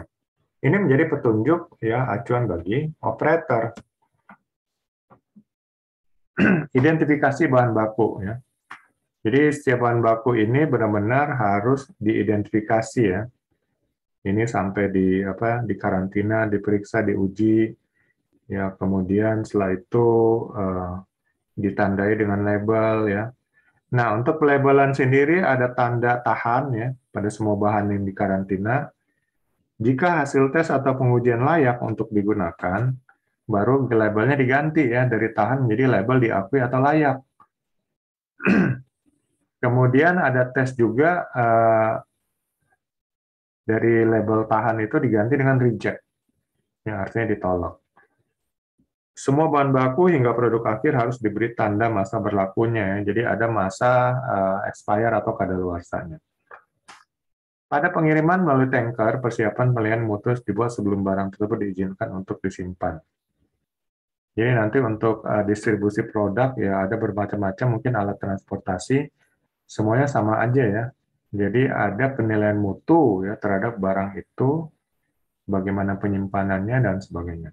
Semua bahan baku harus disimpan pada kondisi yang bersih ya atau hygienik dan khusus ya pada suhu tertentu dan kelembapan yang tertentu sesuai dengan persyaratan yang diminta sebagaimana tertera pada spesifikasinya. Ya. Jadi memang acuannya nanti spesifikasinya.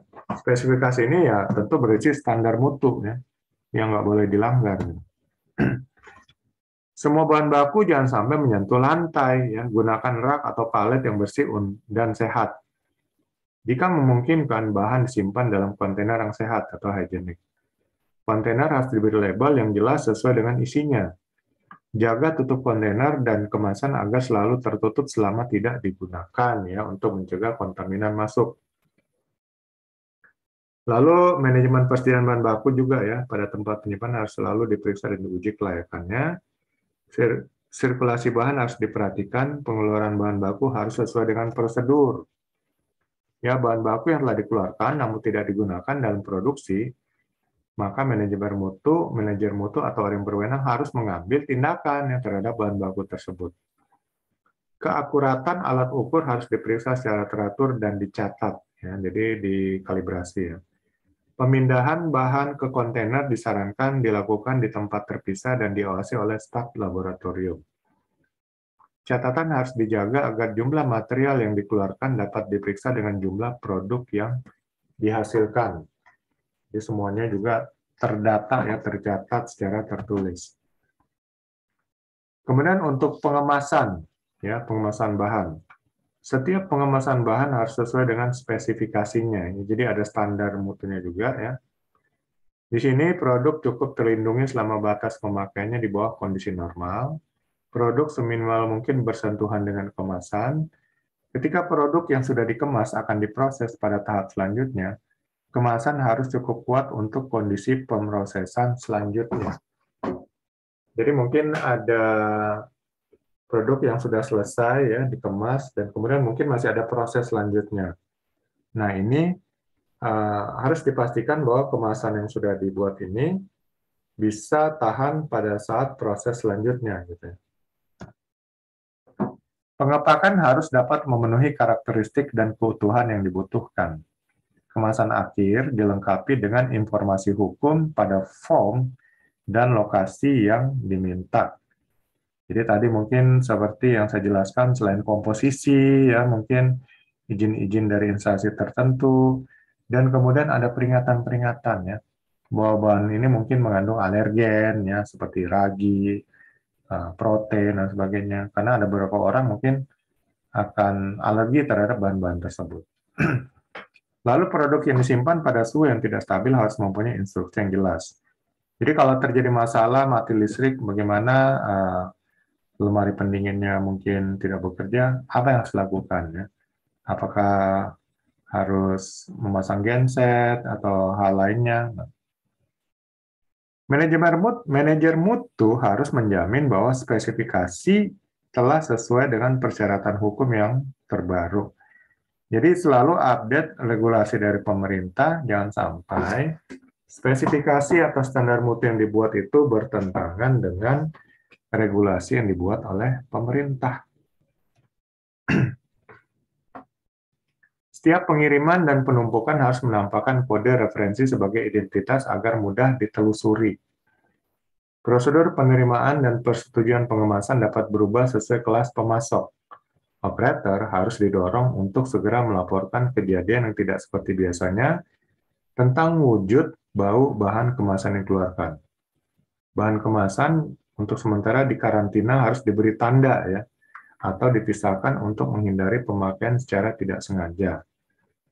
Semua bahan kemasan harus disimpan pada kondisi yang higienis dan sesuai dengan spesifikasinya. Persediaan bahan kemasan dalam tempat penyimpanan harus diperiksa secara teratur untuk memastikan agar tetap pada kondisi yang dapat diterima.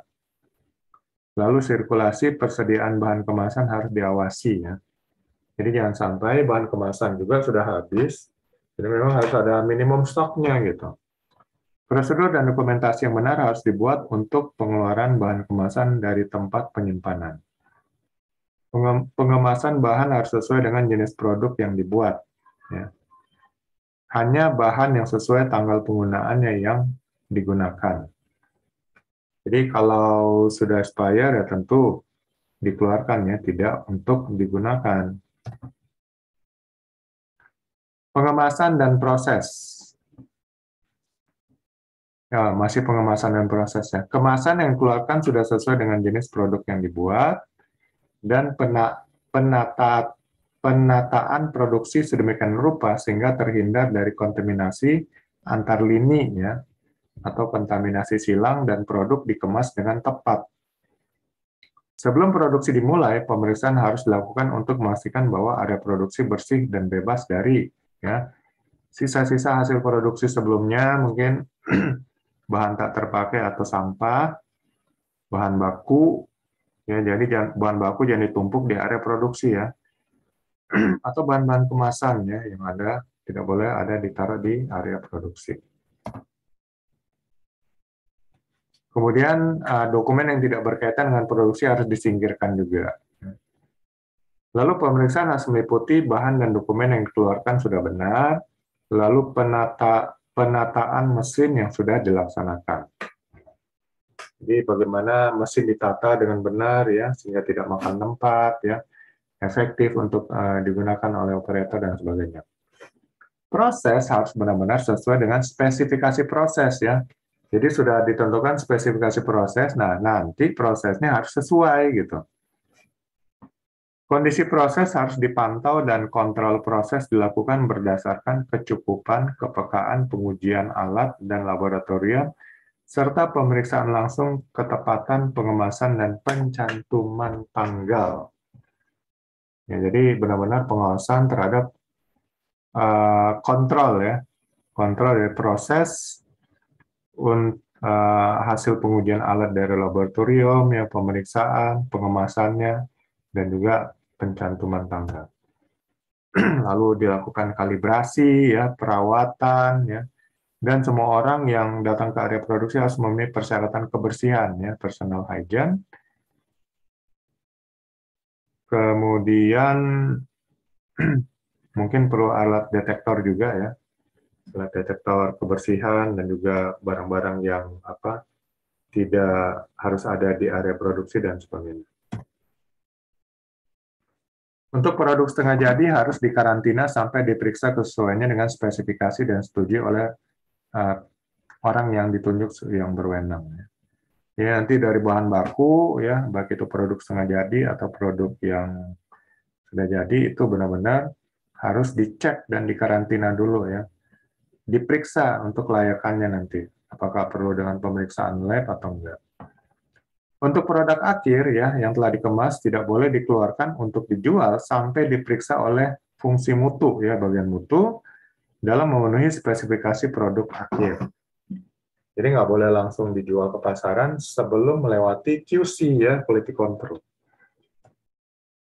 Produk akhir yang telah disetujui harus diberi identitas dan ditempatkan pada kondisi yang sesuai dengan spesifikasinya. Apabila ada produk akhir tidak sesuai spesifikasinya, harus dilakukan penyelidikan penyebab kegagalan. Kenapa bisa terjadi ya nggak sesuai speknya gitu. Produk akhir yang rusak dikarantina menunggu pengerjaan ulang. Ya, jadi yang rusak tapi belum di-reject nanti mungkin akan bisa didesain dikerjakan ulang ya. Untuk penyimpanan ya, penampilan bangunan penyimpanan mengacu pada bagian 5 yang sudah kita bahas mengenai bangunan tadi ya. Perlakuan penyimpanan mengacu pada ini poin 16, 29, 30 dan 46. Ini tadi. Lalu produk yang ditarik kembali ya atau produk afkir atau reject dikerjakan ulang dan ditempatkan pada daerah yang terpisah. Ya tadi yang dibilang ditarik kembali, dikerjakan ulang, tapi expired date-nya nggak boleh dirubah ya, itu yang penting.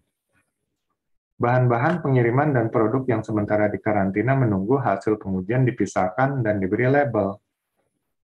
Kepastian produk akhir harus dijaga tetap aman. Ya. Area penyimpanan harus secara rutin diperiksa kebersihannya dan perawatannya. Untuk transportasi, ya bahan atau produk harus dikirim dengan izin perusahaan, ya, sehingga identitas bahan dan produk tidak hilang. Ya. Tidak terjadi pencampuran bahan atau produk yang disetujui untuk digunakan atau dikirim di mana bahan atau produk tersebut dikarantina. Ya, jadi nanti jangan sampai terjadi pencampuran ya produk yang sudah disetujui dengan produk yang masih dikarantina. Lalu hasil ikutan atau tambahan, terutama sekali yang bukan diharapkan untuk digunakan manusia, jangan sampai mengkontaminasi bahan lainnya ya. Seperti mungkin desikan atau silika gel ya, yang sampai dikonsumsi ya, atau mengkontaminasi bahan makanan olahan tersebut. Dan tidak terjadi tumpahan atau kerusakan fisik lainnya pada barang atau produk yang akan dikirim.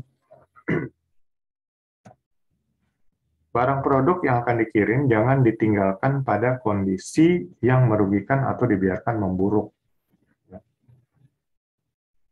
Untuk pengangkutan eksternal ada di bagian 6.21. Kemudian bagian ke-7, pemakaian atau pemrosesan ulang material.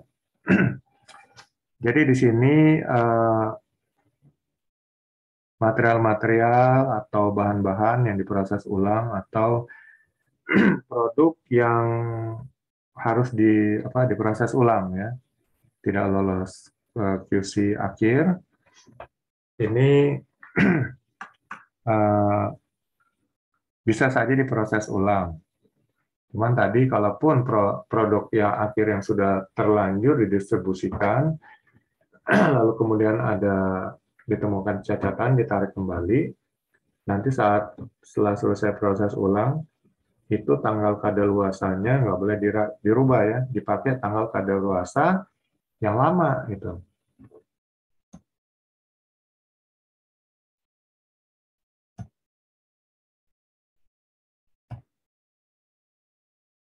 Kemudian untuk yang ke-8, prosedur komplain, penarikan produk, dan prosedur gawat darurat.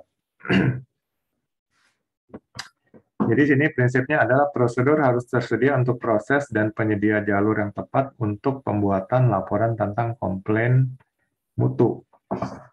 Produk yang cacat harus menjadi perhatian komplain ya, dari hasil tes lab atau hal penyebab penarikan produk, dan ada prosedur tertulis tentang hal yang harus dilakukan sebelum pengambilan keputusan.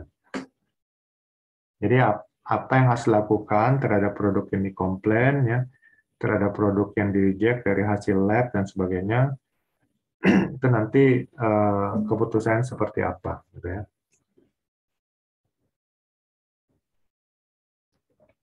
Keputusan mungkin diambil berdasarkan pertimbangan dari manajemen ya. Dalam hal ini mungkin manajer mutu, produksi, dan juga manajer logistik dan pembelian. Ada prosedur tertulis untuk menangani komplain. Ya, jadi sediakan prosedur untuk penanganan komplain. Karena jangan sampai komplain itu menjadi hambatan dari brand image terhadap produk. Jadi ada komplain, bingung nih nangannya gimana, karena belum ada prosedur standar untuk penanganan komplain. Kemudian tanggung jawab manajer senior dengan keilmuan, pengalaman, dan otoritas yang sesuai. Jadi nanti meminta nasihat dan masukan daripada orang yang sudah senior ya, sudah pengalaman di perusahaan tersebut. Komplain mutu diteliti oleh manajer mutu dan dengan personel yang terkait ya, untuk membuat laporan dan catatan. Untuk sebentar tugasnya. Tindakan termasuk ucapan terima kasih terhadap komplain dipertimbangkan atau tidak. Nanti ada komplain, diucapkan terima kasih, lalu mungkin apakah akan dipertimbangkan atau tidak, nanti akan dijawab. Lalu laporan tentang komplain dianalisis secara reguler, diringkas, dan ditinjau secara berkala. Lalu mungkin ada penarikan produk ya. Nah, tadi sudah kita bahas, produk yang dikomplain ternyata ada kontaminasi atau masalah lainnya, dan harus segera ditarik.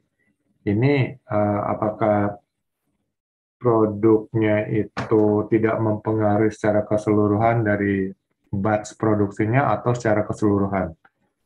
Jadi kalau secara keseluruhan mungkin harus ditarik semuanya ya.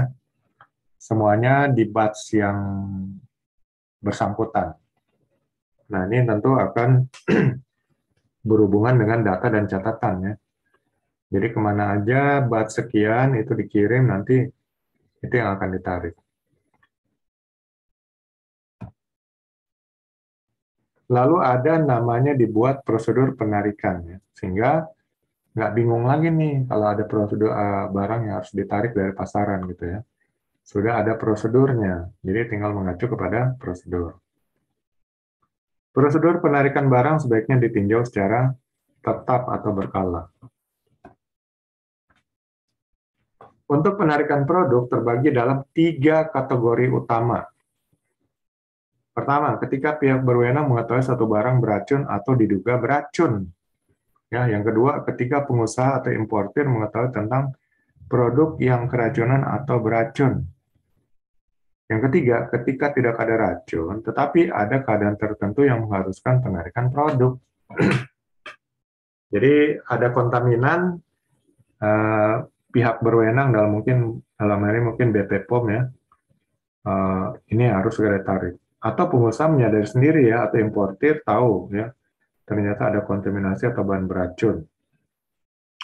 Atau produk ditarik mungkin nggak ada racun, tapi ada hal-hal lain yang mungkin memang mengharuskan penarikan. Nah, ya, ada 3 hal gitu. Dan pertimbangan cepat harus diambil, apakah kelompok lain juga tercemar dan perlu ditarik. Apakah nggak hanya batch itu, atau keseluruhan ya. Prosedur penarikan sebaiknya dibuat secara mendetail. Ya, pemberitahuan penarikan harus memperhatikan ya nama, ukuran kemasan, ya, informasi yang cukup tentang produk tersebut ya. Lalu merek barangnya, lalu pencatatan yang sebenarnya yang ditemukan, serta tindakan disyaratkan dengan sebuah indikasi tingkat keseriusan ya. Apakah ini sangat kritis ya atau apa tidak kritis atau serius dan sebagainya. Penyelidikan untuk menentukan penyebab kecacatan produk ya dilakukan sehingga menghasilkan tinjauan sistem mutu, prosedur dan pelaksanaan tindakan koreksi yang tepat. Untuk prosedur gawat darurat ya. Jadi gawat darurat ini mungkin uh, produk itu harus segera ditarik gitu ya, karena mengandung racun. Kemungkinan lain penyebab keracunan yang harus diwaspadai adalah oleh pihak kedua atau ketiga, atau adanya sabotase. Saran awal untuk masalah ini bisa dari berbagai sumber ya, bisa dari komplain konsumen atau pengecer, dari media massa, dari pihak berwenang, dari karyawan, dari telepon, dari pos, atau kontak pribadi dengan berbagai karyawan dan perusahaan di berbagai lokasi dan waktu.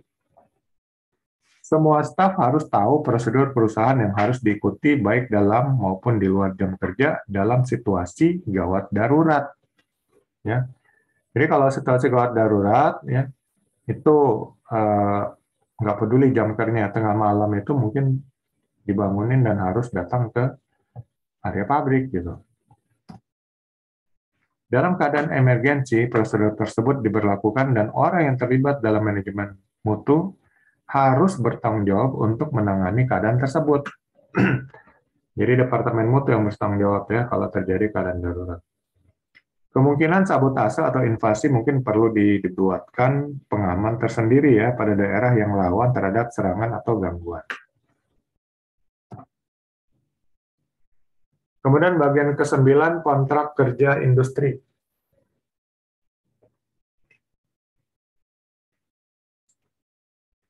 Prinsip di sini adalah ketika semua atau sebagian perusahaan mengadakan aktivitas atau kegiatan, maka merupakan kewajiban bagi penerima kontrak atau pengusaha untuk menjamin bahwa produksi dilaksanakan sesuai dengan GMP yang diharapkan perusahaan tersebut dapat memproduksi untuk hitungan distribusi mereka sendiri.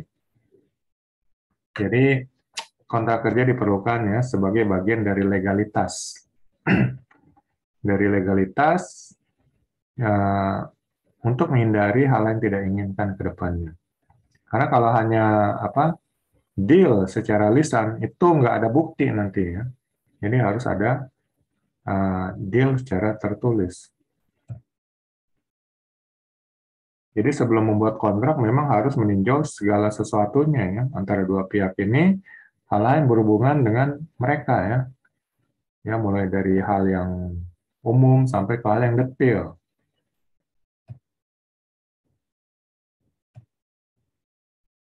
Kemudian bagian ke-10 praktek laboratorium. Prinsip untuk lab ya. Laboratorium bertugas memonitor produksi untuk tujuan mendeteksi jika terjadi penyimpangan dari GMP dan menjamin kesesuaian standar dan untuk mendeteksi jika terjadi kontaminasi. Berkaitan dengan tugasnya tersebut, sangat penting bagi laboratorium untuk melaksanakan program jaminan mutu yang berkaitan dengan standar ISO Guide 25.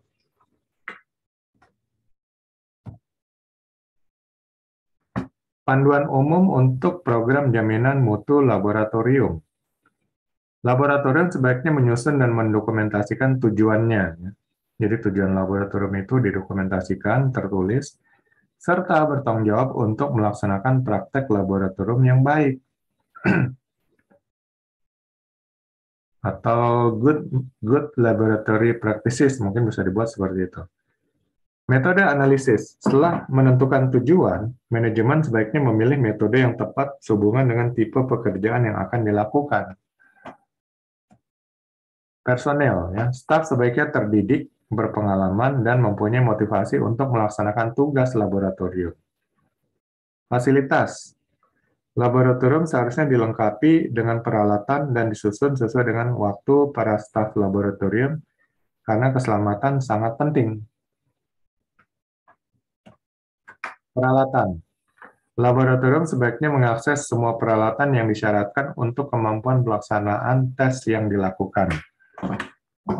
Bahan preaksi atau reagen dan media.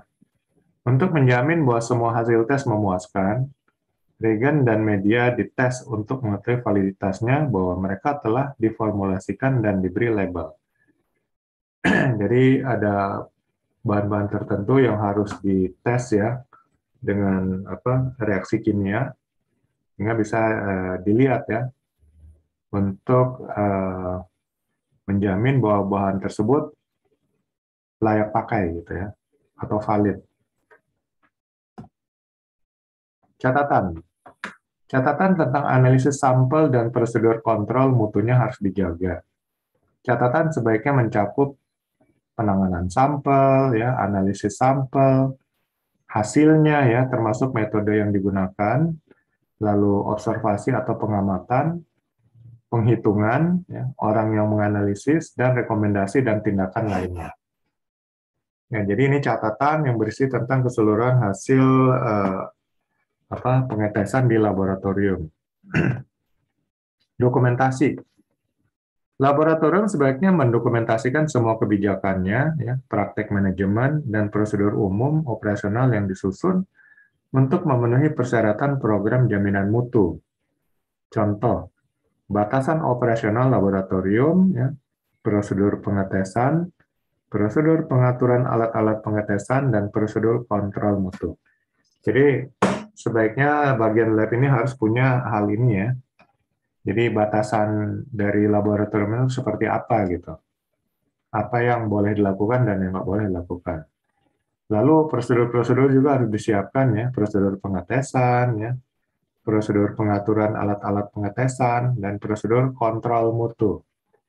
Jadi nanti standar ya atau batasan atau acuannya ya, hasil untuk menentukan hasil pengetesan di lab ini seperti apa gitu.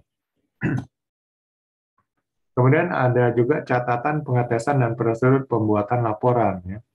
Ini pembuatan laporan juga distandarisasi supaya tidak berbeda-beda dari waktu ke waktu ya. Apa aja yang perlu dilaporkan secara berkala dan dari hasil pengetesan di laboratorium. Kemudian perlu juga untuk seleksi personel dan melakukan pelatihan. Bagian ke-11, kontrol gangguan serangga. Prinsip dari bagian ke-11 ini adalah menerapkan standar perawatan kebersihan yang baik. Ya. Area produksi dan makanan harus bersih dari barang, dari burung dan serangga. Di sini ada orang yang terlatih untuk mengontrol gangguan burung, ya, serangga, dan binatang pengerat atau mempekerjakan organisasi profesional dalam mengontrol gangguan. Ya. Jadi memakai pihak ketiga gitu untuk tes kontrol ya. Kemudian inspeksi lapangan terus-menerus dan laporan inspeksi diarsip ya, ada catatan data, catatan riwayat catatan, dan melakukan penjagaan terhadap binatang tersebut. Kemudian menggunakan metode yang telah disahkan oleh pihak yang berwenang, memperhatikan risiko kontaminasi silang dan penjagaan terhadap keamanan material, produk, kemasan, peralatan, dan permukaan dari kontak makanan dengan sisa bahan yang terkontaminasi, sisa bahan pengontrol serangga. Jadi hati-hati juga karena tes kontrol ini mungkin menggunakan bahan-bahan kimia. Karena bisa mengkontaminasi nanti juga ya, menjadi bahan kontaminan ya, bahan kimia. Barang dan peralatan disimpan di tempat yang khusus. Ya. semua daerah produksi sebaiknya memakai alat pengusir serangga dari listrik, ya, sehingga yang tidak mengandung bahan kimia maksudnya, kecuali daerah yang rawan debu. Rawan debu, ya berarti kalau pakai listrik ya mungkin akan cepat rusak ya, karena banyak debu. Lalu alat pengusir pembasmi serangga harus disesuaikan dengan kemampuan penangkapan, ya, diperiksa dan dikosongkan secara teratur ya. Kalau sudah nangkap serangga ya dibersihkan lagi, dibuang serangganya atau binatang pengeratnya tersebut. Penjagaan terhadap binatang sekitar ya, dan semua lubang di atap dan di langit-langit serta dinding diperiksa dan ditutup dengan baik. Juga pintu dan jendela. Jika ada burung di bangunan tersebut, maka burung dan sarangnya harus dipindahkan. Ya, jadi jangan sampai nanti jadi sarang burung walet terutama. Kemudian bagian ke-12, bagian terakhir ya, kontrol terhadap benda-benda asing. Prinsipnya adalah perlindungan terhadap makanan dan masuknya unsur-unsur asing memerlukan sumber yang potensial untuk mengenali dan menilai bentuk-bentuk benda asing tersebut dan tingkat keseriusan serta resiko kontaminasinya. Ya, pengontrolan benda-benda asing ini dilakukan di luar pabrik, ya, lalu di dalam pabrik dan bangunan. Sumber dari luar dan dengan kontaminan karakteristik seperti serangga pada buah atau sayur, ya. Lalu kemudian parasit pada binatang. Perlu metode khusus tentang produksi, penanganan, dan pengemasan material yang masuk yang dapat membawa benda-benda asing. Tindakan pencegahan dimulai dari persediaan dan memperhatikan spesifikasi semua bahan dasar dan batasan benda-benda asing.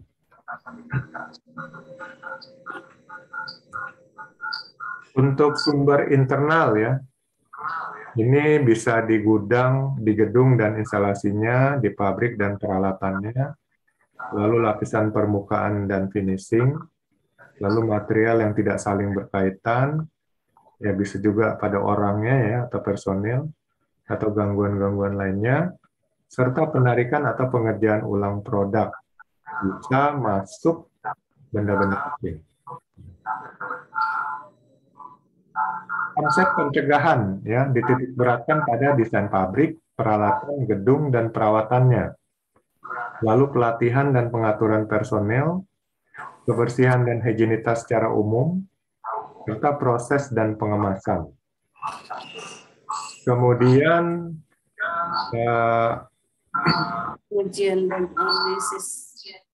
pengujian dan analisis atas data kontrol mutu serta catatan komplain pelanggan digunakan untuk memantau keefektifan tindakan pencegahan.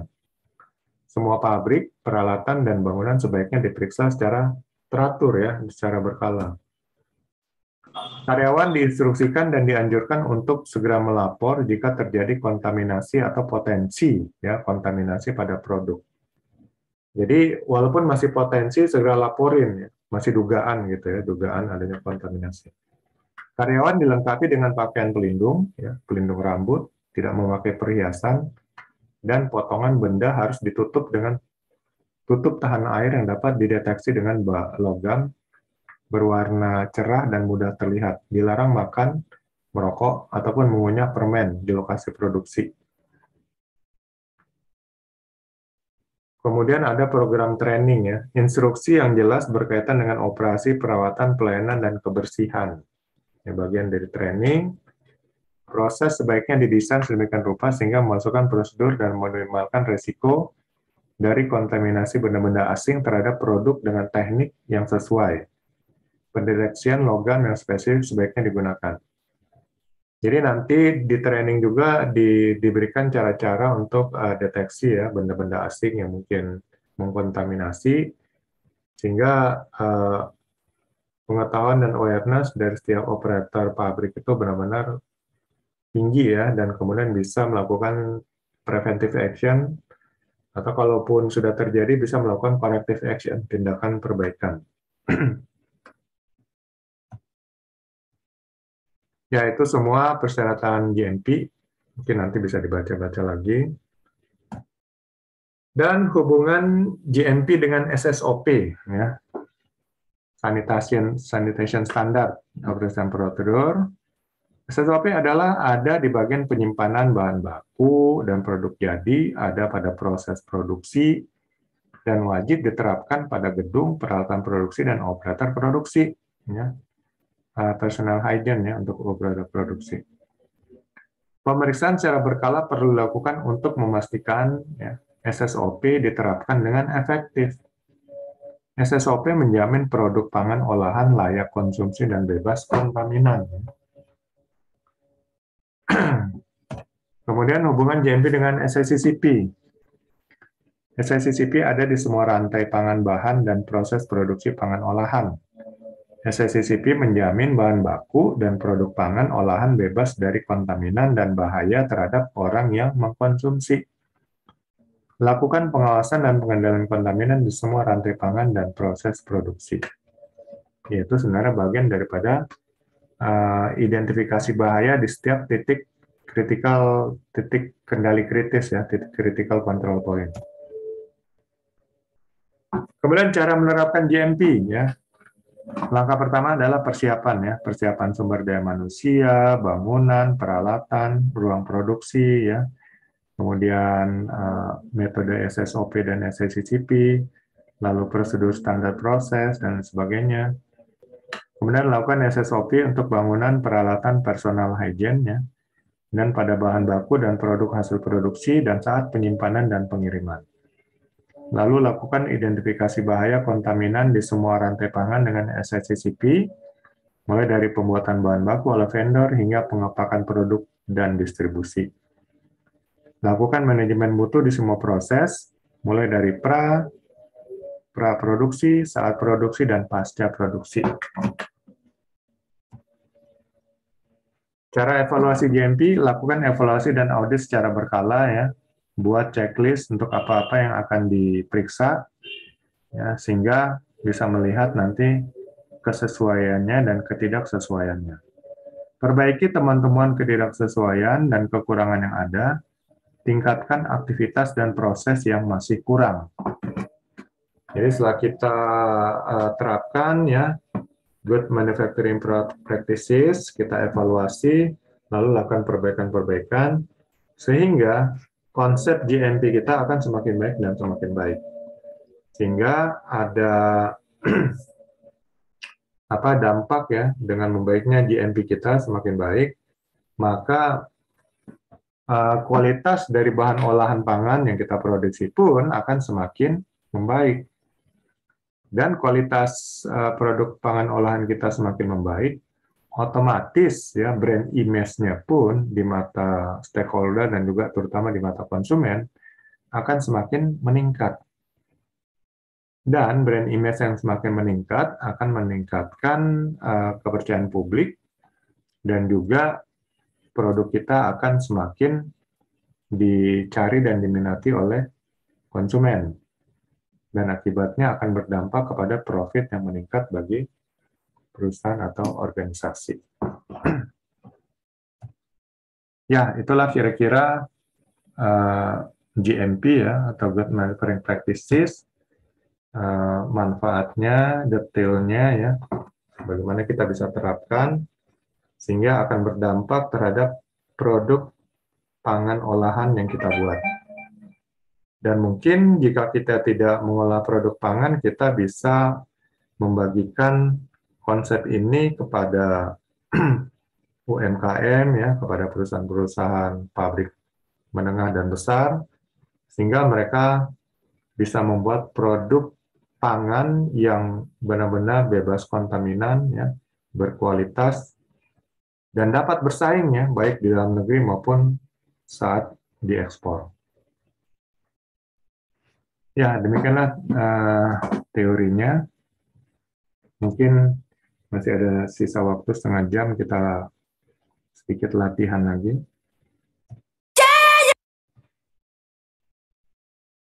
Kemarin sudah pisang goreng, lalu nasi goreng, apalagi yang digoreng nih. Untuk yang selanjutnya, coba buat studi kasus GMP untuk usaha restoran Padang. Ini masih yang gampang-gampang ya, kita belum masuk ke fabrikasi. Maksudnya untuk sedikit membuka pola pikir. Ya, untuk restoran Padang, kira-kira gimana sih konsep untuk GMP-nya? Silakan ibu-ibu buat catatan ringan, mungkin cukup karena sudah mahir tadi saya lihat 15 menit kayaknya cukup untuk membuat catatan ringan, nanti bisa dipresentasikan.